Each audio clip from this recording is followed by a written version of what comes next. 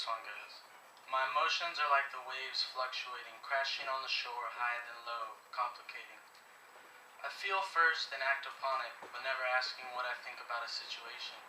I never think about different perspectives. The emotion comes in strong, and I can't feel perspectives.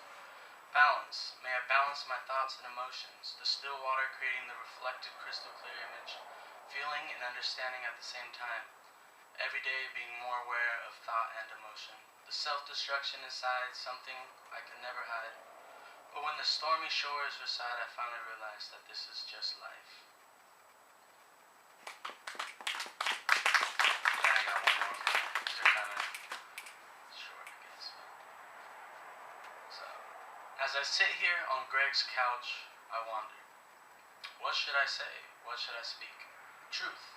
What comes to mind is just another fight. Like a treasure chest full of gold lost in time, a thought can grow into reality, creating dreams, something new to me. If I think it, I thought it, and so it is.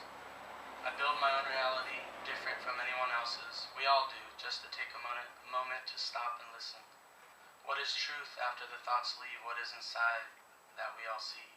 I see me, I see you, I see a world that I never knew. So pure, so fresh, leaving behind all that does not mesh. I keep remembering that we are here to experience life, with the good and the bad. Learning lessons and everything that has meaning, because everything you see or feel is divine. I wish for all to climb to the top of your soul and look down to every experience to unfold. Thank you.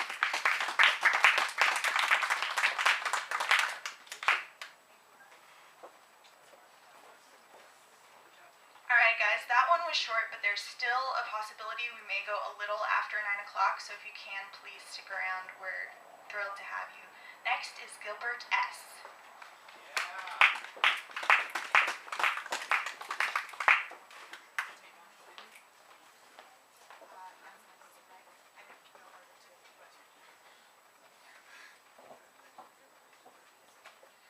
Hi folks. How would you guys like to start? Should I do a happy one and then first, or should I go with the sad one first? Happy one first. Sad, yeah. Happy one? Okay, let's stick with the happy one then. This is one of my love poems. I'm gonna be retiring my love poems after this month, so.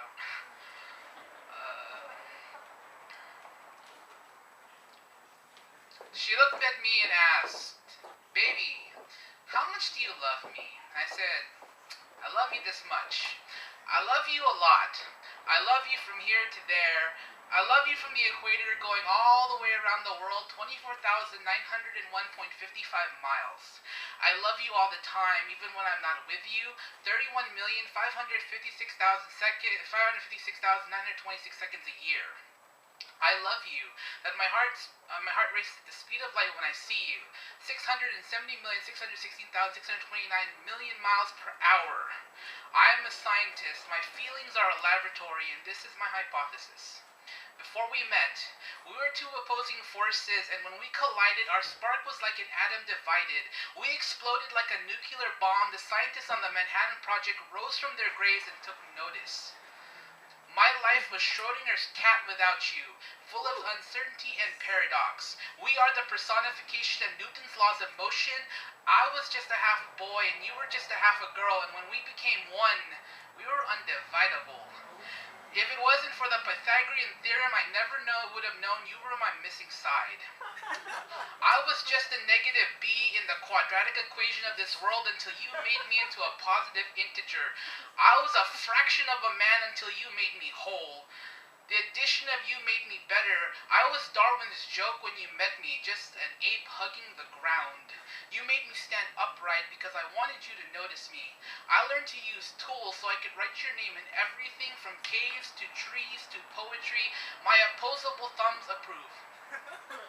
I can only describe our journey like an ionized atom, positively charged with all the misadventures and silly fights, electrons, protons, stretching out for eons. And so, she sat silent and said, "So that's how much you love me?" I said, "No. I love you so much that science and math can't even quantify the way I feel. I love you in a way that only a 7-year-old can answer. Bold, wrong, and stupid. When cornered with an unknown answer, 7-year-olds just make up words, create numbers that don't exist, and have answers that don't make any sense. So my 7-year-old answer is the best choice. I love you like a penny. Because most people don't realize how shiny and unique they are. But to show you how much I love you, I would need a bajillion pennies. So I could stack them, one on top of the other, until they stretch out through the stratosphere, out into the empty voids of space, traced along the lines of the Milky Way, a shining copper representation, past all the constellations and undiscovered mysteries, stretching out to the undefined destination, to the very edge of creation, past the borders of heaven, on and on for eternity, so I could just point and say, that right there, that is how much I love you. So stop asking. Okay,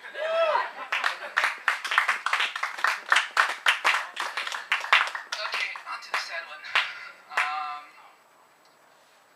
It was 1992, heading into 93, and for me, I was counting down hours to a year that would change my life. I was just 7 years old, nestled in the backseat with my mom, and we were just cruising along, listening to old school jams, 99.1 in the high desert. My favorite Aunt Myrna was in town. My dad was driving the other car. It was New Year's Eve, and we were heading out to a soiree, and somehow my dad got lost along the way. And as you all know, there wasn't GPS in those days, so we had to navigate by starlight. Because the dark of those country roads wrapped itself so tightly around the car, it left him blind and halted at a stop sign. He made a decision. He eased his foot off the brake, and the car lurched forward slowly over the white line, his rubber hands gripping onto the old gravel road. And what he needed was a clear view. And what he got was a clear view of a truck plowing into the passenger side. And she died right on impact. My favorite Aunt Myrna, who I vaguely remember now, died. I still remember the swirl of the red and blue that night. And fast forward to a few days later, I walked behind my mom as we headed to the open casket. I took her hand in mine and I tried to wake her. Aunt Myrna, wake up please. Aunt Myrna, wake up and play with me. Aunt Myrna, I'm scared. And as they dragged me off kicking and screaming, I finally came to a realization that this moment, that this right here, was my last chance to say goodbye. Childhood ends the day you learn about death. I ripped the S off my chest because I didn't want to play like I was invincible. Because after that day I knew everyone in my life, my mom, my dad, my sister, my brother, my dog, would all eventually fade away. And that was the first day I understood what it was to be scared. But fortunately for me, time heals wounds. I evolved into a man that knows that life is short and tomorrow is a million miles away. And I know for you, you're afraid to hear these words that I want to say. It's not for your sake, but for mine. I want the last line I say to you to be how I feel about you. So, because tomorrow, I could be sitting at my desk minding my own business when a man with spit and fire and venom comes in through the room and puts 3 bullets into my chest. Tomorrow, I could be walking around my neighborhood with a hood over my head, minding my own business, racially profiled, racially distinguished, racially extinguished. Another victim of ignorance. Tomorrow may never even come. I might die right here on the microphone of a brain aneurysm, a heart attack, or something else. So if that were to happen, I'd want you to know, I need you to know, that I love you.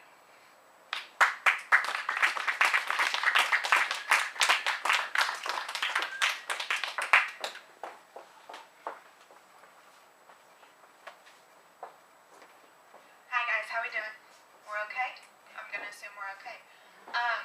Next up we have Sal, I don't know how to say your last name. Salerno. Salerno. Sal Salerno. Sorry, I'm really bad at names. That's okay. It's a town in Italy.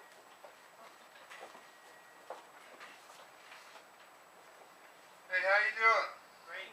Woo. I'm the obligatory old guy. That's okay. All of us, the soft parade's all heading down to the sea. All of us at the same time. Okay, I'm going to go back a little bit old school. First, a 1 minute and a 2 minute in behalf of Gillian Wegner, who's the poet laureate of Modesto, and she couldn't be here tonight, but I just want to announce that you can go on most mosepoetry.org and find out places that you could read and where you could publish locally. It's mosepoetry.org. There's a reading at the Barking Dog Grill next Tuesday night, and you can go up to the open mic, sign up, and do that. So that's her 2 minutes. Here's my 7 minutes. Anybody here work their hands in clay? Anybody? No? But you do? Have you done that? Put your hands in clay? This is for you. Thoughts of clay. Lord kiln, all of us little clay figurines are pitted and pocked, scarred or soiled with stains. Some missing pieces in the making or lost after by rough handling. Lord fire, we essence of clay are particles so weak and porous to your rough world that none is whole, not one pure. Even those with clean surfaces harbor scoria and scrapes within. Lord hands, none can escape your accidents folded in. We're matter made only to shatter. Yet by the firing of our thoughts we cannot help ourselves from asking, if we little clay figurines, imbued with flaws, are in your image made, should we worship such a feat? Dare we love imperfect you?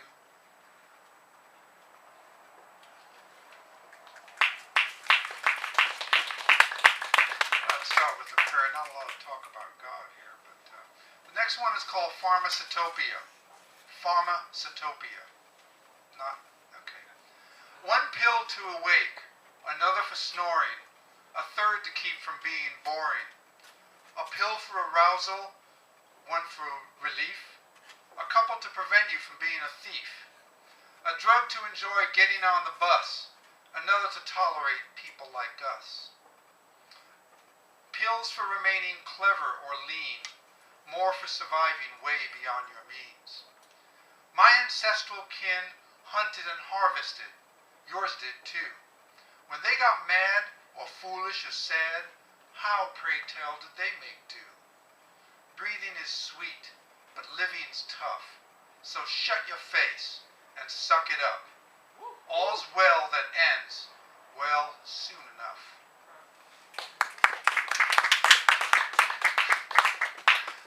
All right, having some fun here. This next one is a love poem called What Are Friends For? You guys all have friends, right? Here's a nice one for you. Joe Mankind, my crackpot friend, has called collect for me again. I bailed him out and brought him in, cleaned him up and lay him down. He tricked my lover to repent, bolted my food and stole my rent. I'll have to drag that stone again. He made me listen to his stench, then he took my car upon a whim. I prowl around my furnished den, alone again with my pet sin. At odds from being shed of him, I lie in the dark and wait for grim Joe Mankind to call on me again. Thank you. Oh, you know Joe Mankind, huh? Okay, this next one is called Urban Grammar. Urban Grammar. I am rapidly moving on sidewalks and streets, and there's little help when strangers meet. I'm as strange and ill-fitting as anyone else. He is haltingly walking with pulleys and wheels, and there is no cure for the pain he feels. He's broken and damaged as anyone else. She is loudly complaining to what she hears, and there is no healing to keep her head clear. She's battered, disheartened as anyone else.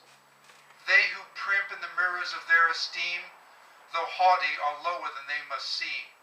They're beaten and conquered like everyone else.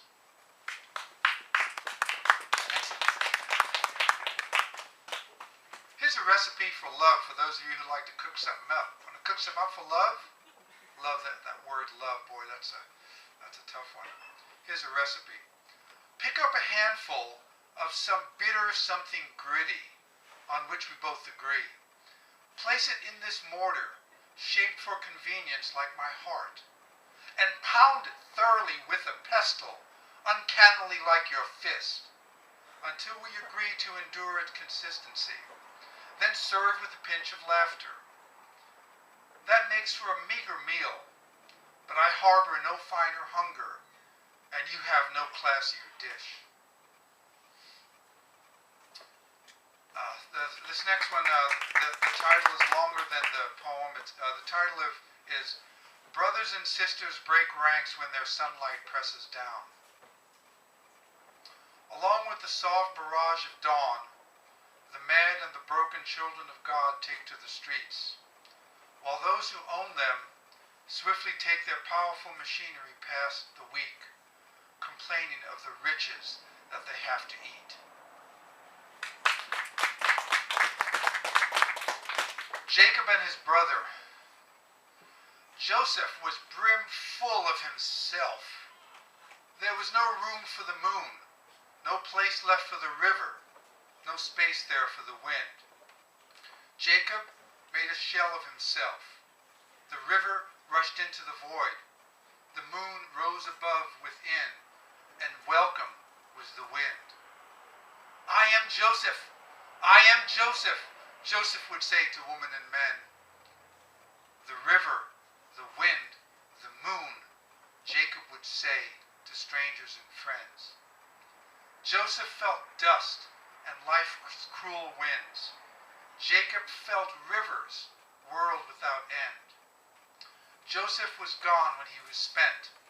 The moon and river, the whispering wind alone survived to fill the tale that Jacob remains here to tell.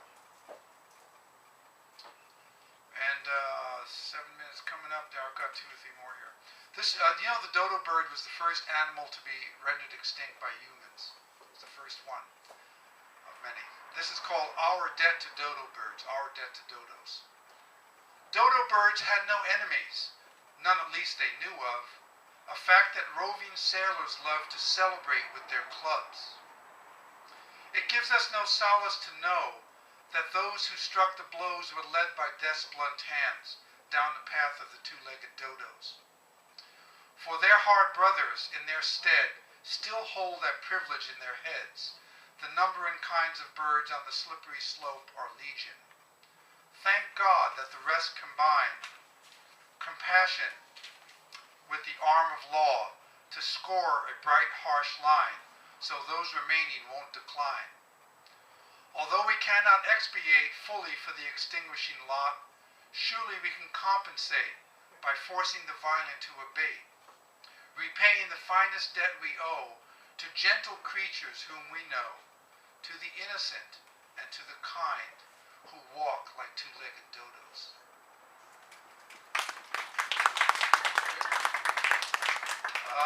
Harry D. is a friend of mine. I'm concerned about his welfare and health. Harry D. in purgatory. Harry D. is sick at heart. He's ill at ease, although his pulpy clock has no disease. Sick of stores and every chore, even nearly sick of templed art. Harry feels the streets he rides, noting what he's seen before, dotes on where he's been before, sick from what he knows, as well as that he knows not what. Harry guesses he is homesick for places he has never been. Nostalgia for the never seen, for which there is no cure except the universal. Harry keeps his status quo traveling away from home, sightseeing in lands that, even if they shine as new, cannot lift that shadow to depart from his world-consuming heart. And this last one, thank you. Yeah, this is a lot of rhyming, I know. This last one is also rhymed, and it's ars longa, vita brevis est. It's Latin for art is long and life is short. I am chiseling ever so carefully the untrue words from the just. I am polishing ever painstakingly my mind to keep in your trust. I am hewing the work ever heartfully, forgive its flaws and my quickening dust. Thank you.